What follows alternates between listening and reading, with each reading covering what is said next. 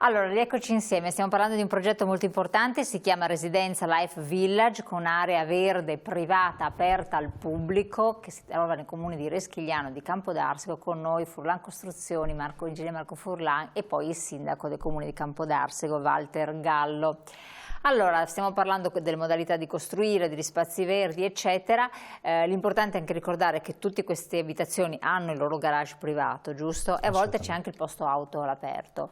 Sì. Come sono studiate queste allocazioni? Anche perché quando si parla adesso siccità, vabbè, poi si parlerà di tanta pioggia, speriamo non troppa, e c'è sempre la paura, come si diceva, se non ci sono fatte le vasche di laminazione, confluenza, che poi si possa finire sotto, eccetera. Ci sono regolamenti comunali, poi lo dirà lei, signor Sindaco, oppure delle accortezze che i costruttori adesso adottano, che un tempo non c'erano, per evitare questo nelle nuove costruzioni? Assolutamente sì. Beh, il Life Village è caratterizzato da garage fuori terra. Cosa vuol dire? Che i garage sono al piano terra, quindi non sono interrati. E ogni abitazione è dotata di garage più posto auto esterno, perché oramai qualsiasi famiglia ha la doppia auto, sì. Quindi un solo posto auto è insufficiente. E per evitare di avere auto di proprietà lungo le strade, noi prevediamo sempre il secondo posto auto. E è chiaro che sia in presenza di garage fuori terra che in presenza di garage interrati bisogna fare i conti con le possibilità di allagamento, perché adesso stiamo vivendo un periodo di siccità, ma ahimè non me ne voglia nessuno, ma inevitabilmente questo si tradurrà in un grande acquazzone, non vedo come non possa succedere, e se non si prendono le dovute misure questo comporterà allagamenti. Pertanto bisogna prevedere nel caso dei garage fuori terra delle quote che permettano che ai garage l'acqua non arrivi anche in caso di parziale allagamento. Nel caso di garage interrati bisogna ulteriormente studiare la situazione, perché quando la strada è allagata l'ambiente interrato è più basso della strada, quindi è molto facile che l'acqua dalla strada confluisca nell'ambiente interrato. Quindi bisogna prevedere degli sbarramenti fisici, ovvero sia dalla strada alla rampa che accede all'interrato ci deve essere un minimo di dosso che faccia sì che l'acqua presente in strada non mi defluisca all'interno dell'interrato. Ci deve essere un sistema di raccolta delle acque, le famose pompe, adeguato, perché avere soltanto una pompa che non viene controllato e magari si affrontano 2 o 3 mesi di siccità, questa pompa rimane lì ferma. Quando avviene l'evento e la pompa serve, è ferma da troppo tempo e magari non parte neanche. Quindi oggi ci sono sistemi a doppia pompa con sistema di controllo che le tiene continuamente monitorate, appena una non funziona avverte, per essere sicuri che all'occorrenza il sistema funzioni correttamente. Dopodiché queste pompe, siccome potrebbe essere che pompano appunto diversa acqua, quest'acqua bisogna capire dove andrà a finire, perché devo fare i conti con la possibilità che la strada... Esatto, non posso dare per scontato che la strada riceverà l'acqua che io raccolgo, perché potrebbe essere che questo non succeda. Quindi devo fare i conti di dove può finire l'acqua che io raccoglierò nel caso in cui la strada appunto non riesca a riceverla quest'acqua, ed ecco appunto i sistemi di raccolta dell'acqua piovana che oggi come oggi è doveroso fare. Assolutamente, quindi questo per tante persone è anche un'informazione molto importante, di affidarsi insomma a imprenditori. Un sistema di pompaggio efficiente, ovvero sia un sistema a doppia pompa con controllo di funzionamento, proprio c'è un sistema che controlla periodicamente le pompe per essere sicuri che all'occorrenza funzionino. Ma questa è domotica? No, non tanto domotica, o meglio è domotica semplificata, nel senso che chi fa l'installazione delle pompe ha già appunto questo dispositivo, si chiama inverter, che tiene controllate le pompe e anche un sistema di gruppo di continuità, perché può essere che anche la corrente vada via. Io posso avere anche la pompa più grande di questo mondo, ma durante i temporali è un classico che vada via la corrente, no? Io devo avere anche della riserva di energia elettrica, perché queste pompe devono funzionare anche se il temporale fa sì che la corrente della rete viene tolta. Quindi anche un sistema di batterie per per attivare le pompe in caso di interruzione della rete. Attenzione a tutti i particolari da non trascurare. Signor Sindaco, per quanto riguarda invece le amministrazioni comunali, ogni comune si comporta diversamente, quindi può autorizzare la costruzione di garage, superfici, sotterranei, eccetera, o c'è una disposizione di carattere generale? Come funziona? Ci dia informazioni, cosa prevede la legge? Non esiste un regolamento per negare la possibilità di fare i garage interrati, non lo trovo neanche giusto, tra l'altro, perché poi bisogna vedere in che contesto. Diciamo che personalmente posso dire che lo eviterei, nel senso che forse fino a qualche anno fa il problema era limitato, adesso in alcune zone è irrilevante, in altre diceva l'ingegnere, ci sono questi fenomeni improvvisi e quindi naturalmente cade una quantità talmente alta di acqua in pochissimo tempo e quindi può andare in sofferenza, però insomma ci sono anche i rimedi, perché abbiamo detto che nei quartieri nuovi, ok, ci sono queste vasche di raccolta, quindi non c'è un regolamento che vieti la possibilità di fare un interrato.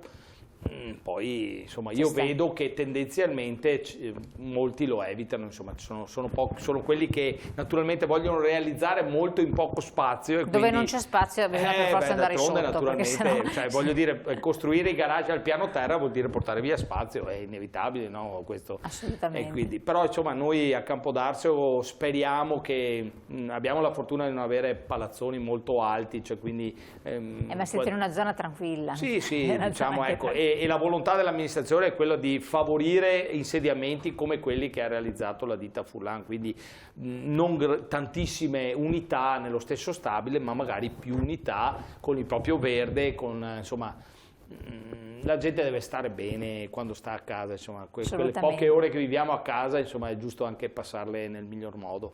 Assolutamente. Comunque Elena, tornando al discorso possibilità di allagamento, mi ha fatto molta specie un evento successo circa 15 anni fa. Abbiamo realizzato 2 condomini a Noventa Padovana con interrato e è successo un allagamento della strada, d'accordo.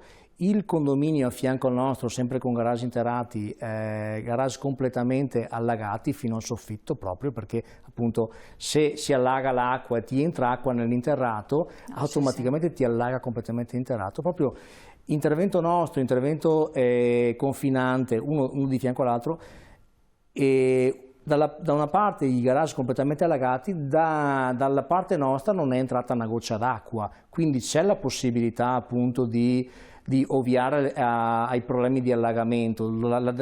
Proprio era un caso eclatante appunto di due interventi, uno completamente allagato e uno completamente asciutto, con la strada allagata.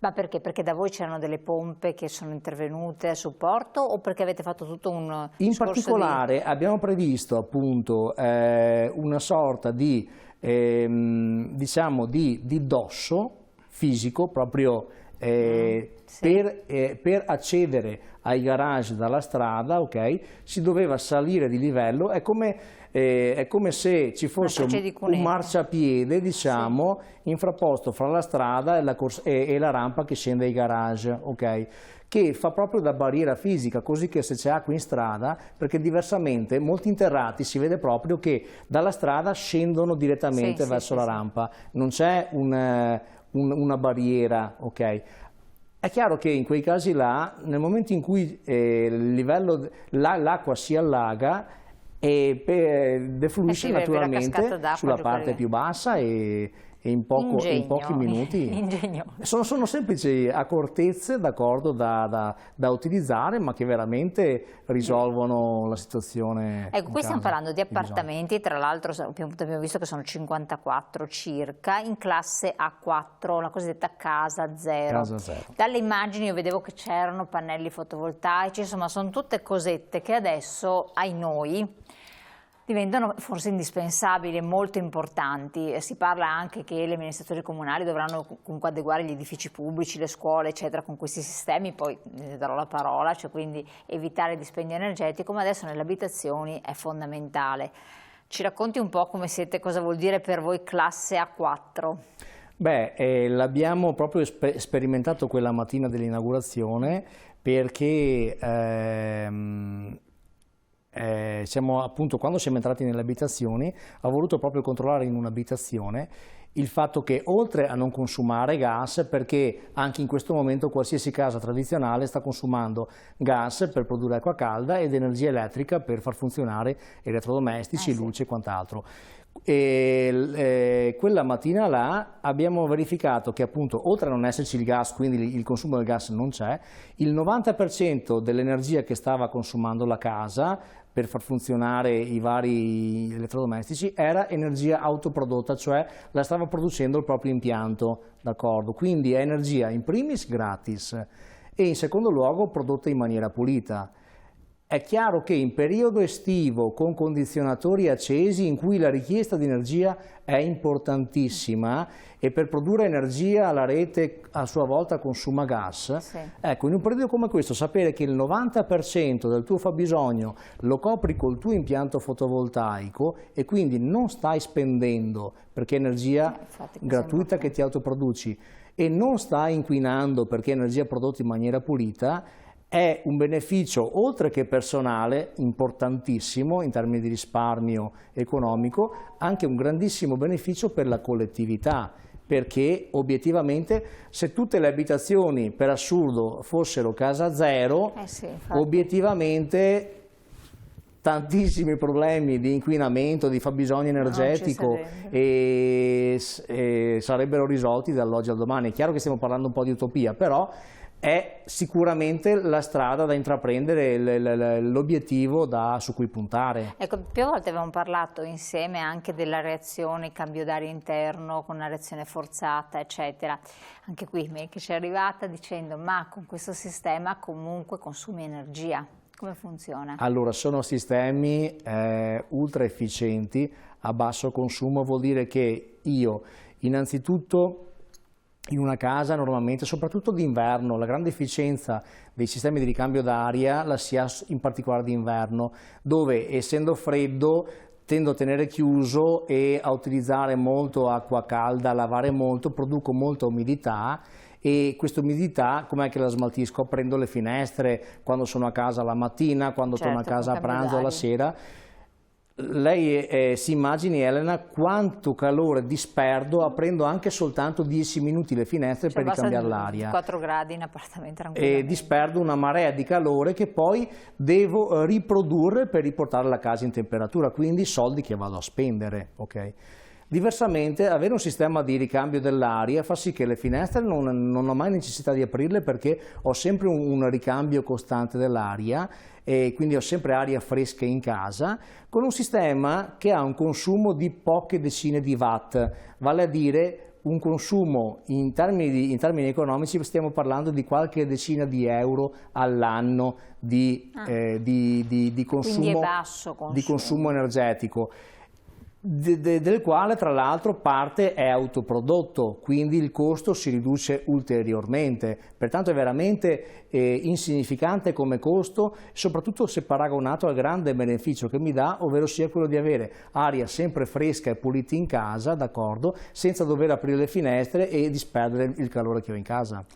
Coibentazione, quindi utilizzo di materiali performanti nella costruzione dell'edificio, anche in questi casi qua, nella Life Village? Assolutamente sì, è stato citato addirittura a Bolzano durante un evento organizzato. Posso permettermi di fare dei nomi? Sì. Allora, praticamente durante un evento organizzato in parte anche da Isotex, che è uno dei nostri grandi collaboratori, con Isotex collaboriamo per la realizzazione dell'involucro edilizio. È un sistema altamente performante dal punto di vista dell'isolamento termico ma anche acustico.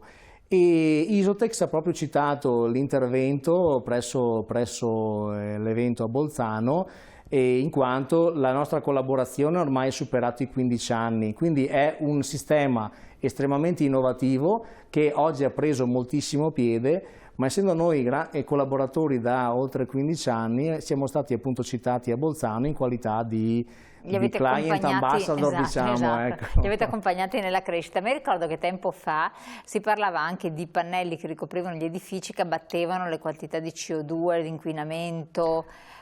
Sono ancora di utilizzo, sono dimostrati interessanti, validi, perché poi sono tutte sperimentazioni, passa il tempo e si cambia, no? Chiaro. Sì, sono sistemi che, allora, è chiaro che il fattore principale è quello di isolare il più possibile, perché la casa non deve avere dispersioni, in modo da avere il più ridotto consumo energetico possibile.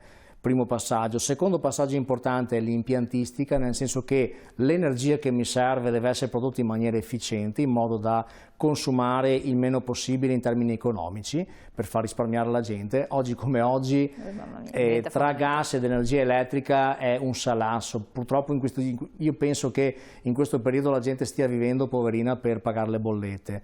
Sapere che non c'è la presenza di gas in casa e grandissima parte dell'energia che ti serve la produci gratuitamente è un grande beneficio in termini economici per i residenti. E terzo aspetto, aiutare il clima, aiutare l'ambiente attraverso questi sistemi che hanno la possibilità, sono sistemi che possono essere utilizzati come finiture a parete o anche come rivestimenti a pavimento, che hanno la possibilità di ridurre lo smog presente nell'aria, in modo che l'edificio si comporta quasi come un albero, come una pianta, ovvero sia l'inquinamento circostante viene ridotto grazie all'azione di queste superfici, che sono in grado appunto di mangiare, usiamo questo termine poco consono magari, però molto chiarificatorio, di mangiare l'inquinamento. Funzionano? Funzionano, sì, assolutamente. Perché ormai sono passati un po' di anni e ancora si parlava di cose sperimentali, sono invece sistemi funzionano. che assolutamente e sono tuttora utilizzati. E sono utilizzati. Sindaco, tutte provocazioni per gli edifici comunali, no? Dalle scuole, le stesse strutture, insomma, di pertinenza del comune? Per poter fare... Allora, guardi, lei parla con una persona che comunque la materia la conosce per deformazione professionale. Le posso garantire... Lei di professione? Sì, io ho una ditta di impianti elettrici, Eccola, quindi conosco molte delle cose, insomma, a livello tecnico. Ecco perché sapeva tutto.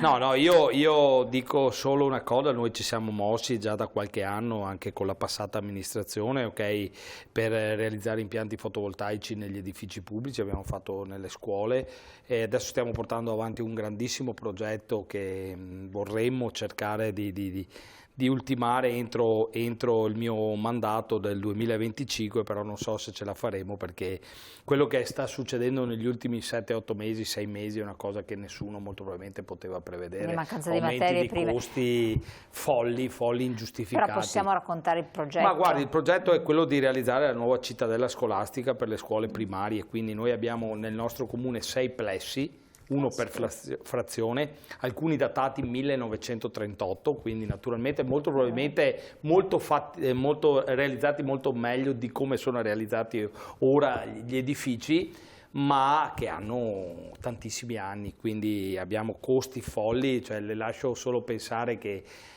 ho avuto un aumento di gas nei 4 mesi, perché per legge negli edifici pubblici, come naturalmente nelle abitazioni private, il riscaldamento si deve accendere dal 15 di ottobre al 15 di aprile. Nei 4 mesi, diciamo, chiamiamo da gennaio là, abbiamo avuto 60.000 euro di aumento solo di gas. Cioè le amministrazioni, come diceva l'ingegnere prima, che i cittadini stanno vivendo per pagare le bollette, stessa roba stanno facendo gli amministratori. Io tra gas ed energia elettrica nei primi 5 mesi dell'anno mi sono trovato 150.000 euro in più da pagare, e bisogna pagarli, perché naturalmente non posso né lasciare le scuole al freddo, gli edifici pubblici al freddo, non posso neanche lasciare le strade al buio, ma ci dovremo pensare veramente, perché lo Stato, anche qui naturalmente già a gennaio-febbraio sono uscite delle circolari che sarebbero venute incontro, e al comune di Campodarsego, come a tutti gli altri comuni, è stato riconosciuto il 10% del maggior valore dei maggiori costi sostenuti, quindi per me sono stati 15-20 mila euro. Lei capisce che con 15-20 mila euro non fai niente, però loro naturalmente, poi naturalmente i sindaci e le amministrazioni locali sono lasciate a se stesse, si devono arrangiare e naturalmente devono da un lato dare risposte ai cittadini e dall'altro lato far quadrare i conti. Comunque quello che stiamo portando avanti, che adesso stiamo entrando nella progettazione definitiva e la realizzazione della nuova cittadella scolastica, un'opera dai 12 ai 15 milioni di euro, che quindi è un'opera... Ma attraverso il PNRR? Allora guardi, il PNRR, diciamo, eviterei di fare commenti sul PNRR, perché è talmente blindato che io penso che di fronte ad una scelta come quella dell'amministrazione di Campodarsio, che decide di unificare, quindi da 6 plessi, farne uno solo, quindi concentrare gli alunni, dare una scuola all'altezza del 2020 con i servizi del 2020, dovrebbero fare la coda per dare i soldi al comune di Campodarsio, e invece non è così. Non è così. E con la prima tranche del PNRR, non vorrei dire una fesseria, ma mi pare che in Veneto siano state finanziate 12 scuole.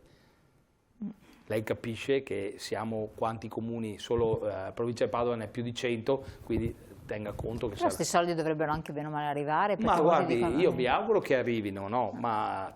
dicono che i comuni dovrebbero io ho letto bene il bando del PNRR per le scuole, cioè era molto chiuso, quindi molto probabilmente vanno bene le grandi città, perché buttano giù, hanno moltissime scuole, ne buttano giù una, ne ricostruiscono in loco un'altra di uguale, e quindi si per parla loro di un cambia plesso niente. Ma scolastico, per noi, che è una scelta che sarà epocale, perché ripeto, 6 plessi, uno per frazione, con tutti i problemi che abbiamo, perché abbiamo alcune frazioni che hanno natalità importante, altre frazioni che hanno natalità molto bassa, e quindi abbiamo anche problemi. Se tu sei sotto un certo numero di alunni, non ti mandano neanche gli insegnanti, e quindi se domani mattina mi chiudono la scuola di Bronzola o quella di Fiumicello, io non so neanche dove mettere i ragazzini, quindi li dovrò mettere un po' di qua, un po' di là. Quindi la scelta che come amministrazione stiamo portando avanti ormai da qualche anno, e adesso io sto seguendo in prima persona, era proprio questa, di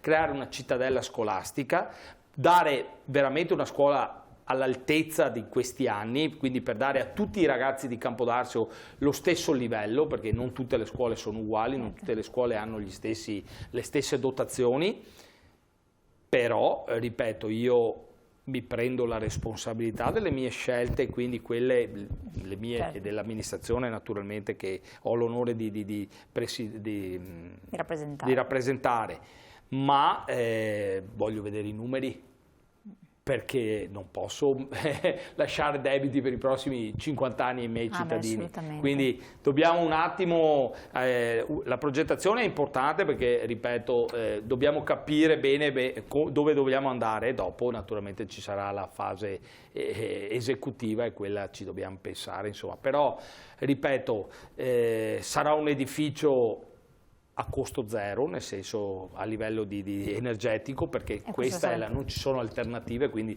dovrà essere in grado, come per le abitazioni, di autosostenersi, dovrà avere tutti gli standard, tutti i comfort. Poi la pandemia ci ha messo nelle condizioni che anche i parametri, quindi gli spazi, sono cambiati tantissimo, ma i costi sono anche lievitati, quindi ci sono tanti passaggi. Questo è un momento difficile, assolutamente. Siamo in chiusura. Ingegnere, appunto, costo lievitati, materie prime che si fanno attendere, mancano, e problemi vari anche per quel che riguarda la tecnologia, le nanotecnologie, eccetera. Qual è la situazione vostra allo stato attuale?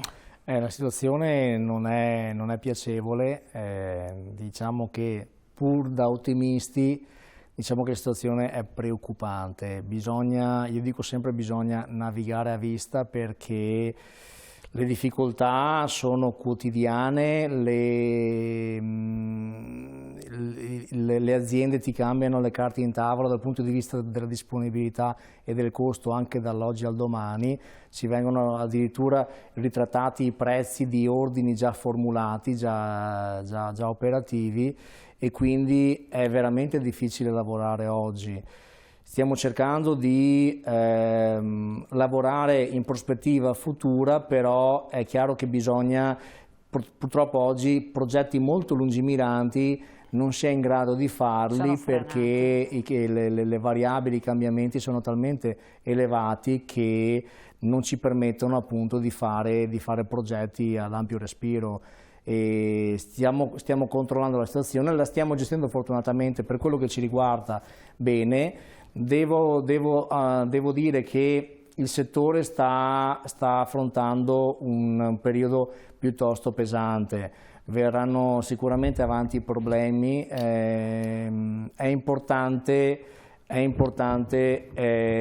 veramente navigare a vista, dico io appunto, e non farsi aspettative troppo importanti, anche nei confronti di chi si rivolge a noi per comprare casa. Io non posso permettermi di avere chi si affida a me per comprare casa, che magari si fa dei programmi per lasciare il mutuo, lasciare l'affitto dove magari è attualmente, e aprire un mutuo per acquistare e poi scoprire che le condizioni pattuite non sono mantenute. Io quello che pattuisco lo devo assolutamente mantenere col mio cliente, perché si impegna in maniera importante a fare l'acquisto che io realizzerò, e di conseguenza devo essere certo di quello che gli propongo.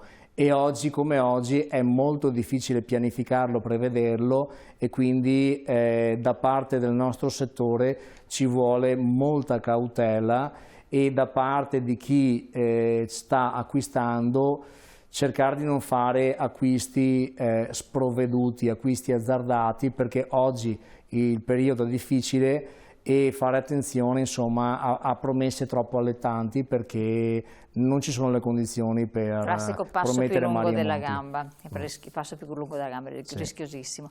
Grazie ingegnere, siamo giunti al termine della nostra trasmissione. Ringraziamo di essere stato qui con noi il sindaco Walter Gallo del comune di Campodarsego, di averci illustrato questa partnership, questo progetto molto importante, Comuni Virtuosi insieme a Imprese Virtuose, Furlan Costruzioni, Life Village con area verde privata aperta alla cittadinanza, un progetto di grande apertura, non solo ambientale, ma insomma anche un'ottica diversa completamente. Comunque tutte le informazioni poi le trovate sul sito, giusto? Sì, assolutamente. Speriamo sia l'inizio di un bel cambiamento. Infatti, una provocazione, per quello volevo avervi ospite, perché è una bella provocazione, è un bel cambiamento, e anche questa sinergia, questa collaborazione con comuni che sono propositivi, accolgono delle istanze, eccetera, non è cosa di poco conto.